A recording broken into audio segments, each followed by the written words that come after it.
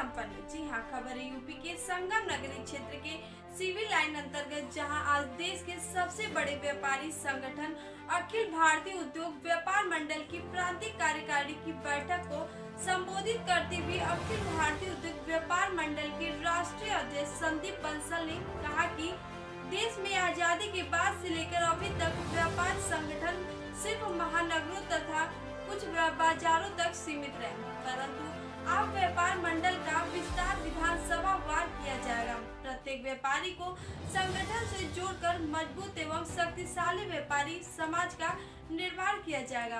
उत्तर प्रदेश की समस्त विधानसभाओं में व्यापारी पंचायत में आयोजित की जाएगी। 31 मार्च 2021 तक प्रत्येक जनपद में विधानसभा वार कमेटी का गठन सुनिश्चित कर लिया जाएगा। संदीप बंसल ने कहा कि देश को सर्वाधिक राजस्व और रोजगार देने वाले व्यापारी समाज का सम्मान अब सरकारों को बढ़ाना होगा, इसलिए समस्याओं के समाधान के साथ साथ व्यापारी का सम्मान भी जरूरी है। समस्या का समाधान भी व्यापारी का सम्मान, इस नारे के साथ संगठन अपनी कार्य योजना आगे बढ़ाएगा। संदीप बंसल ने जीएसटी में व्यापक परिवर्तन की आवश्यकता जताते हुए डीजल, पेट्रोल, रसोई गैस एवं अल्कोहल को जीएसटी के दायरे में लाए जाने की मांग की। बंसल ने कहा कि इस संदर्भ में पूर्व में भी संगठन सरकार से लगातार मांग करता आया है, परंतु 1 मार्च से प्रत्येक सप्ताह इस मांग से संबंधित ज्ञापन जिलाधिकारियों के माध्यम से वित्त मंत्री एवं प्रधानमंत्री को भेजे जाएंगे। देखिए प्रयागराज से कुमारी मनोज सिंह की। प्रांतीय कार्यकारिणी की बैठक है।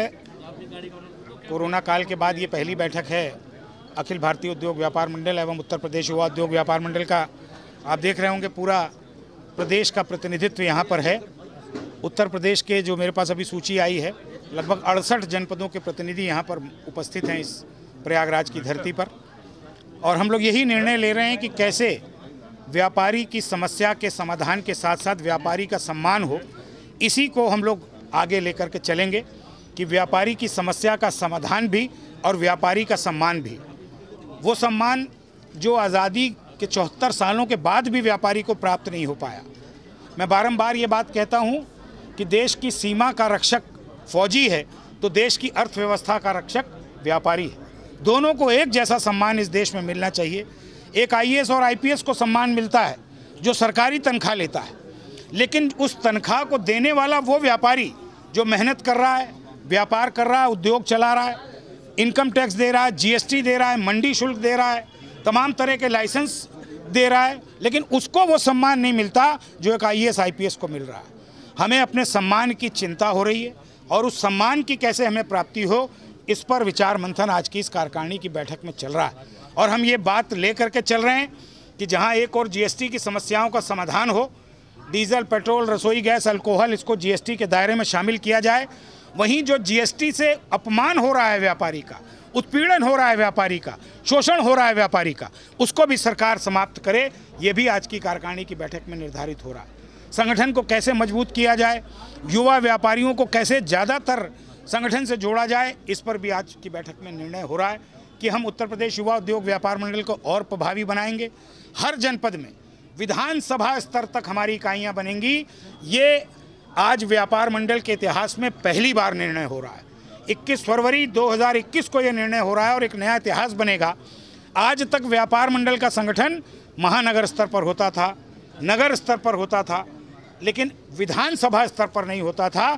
उत्तर प्रदेश की 403 विधानसभाओं में संगठन को गठित करके व्यापारी को राजनीतिक रूप से ताकतवर और जागरूक बनाने का काम अखिल भारतीय उद्योग व्यापार मंडल करेगा।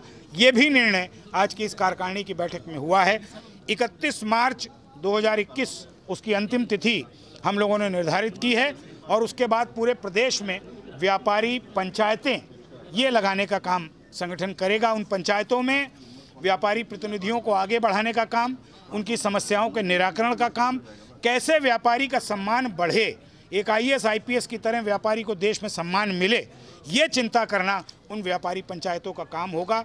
इन्हीं सब प्रमुख विषयों को लेकर आज ये प्रांतीय कार्यकारिणी की बैठक आयोजित की जा रही है। आयोजन किया गया और क्या कहना चाहेंगे इलाहाबाद के व्यापारियों को? देखिए, ये हम लोगों के लिए बहुत सौभाग्य का विषय था कि हमारे राष्ट्रीय अध्यक्ष माननीय संदीप बंसल जी ने प्रयागराज की टीम को इस योग्य समझा कि हम यहाँ पर कार्य समिति की बैठक कर सकें, और उसी के संदर्भ में आज ये बैठक आयोजित की गई है।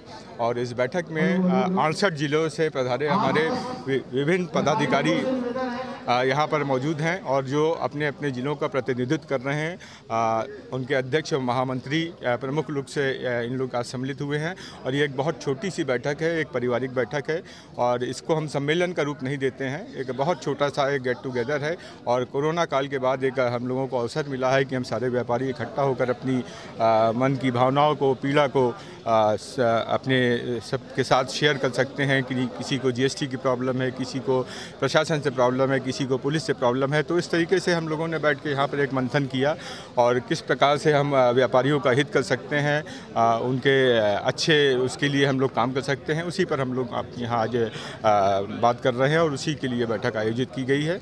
और हम अपने आप को सौभाग्यशाली मानते हैं कि प्रयागराज को ये गौरव प्राप्त हुआ है इस बैठक को यहाँ कराने का, और ऐसे ही रहा तो हम लोग राष्ट्रीय स्तर की भी बैठक प्रयागराज में आहूत करेंगे।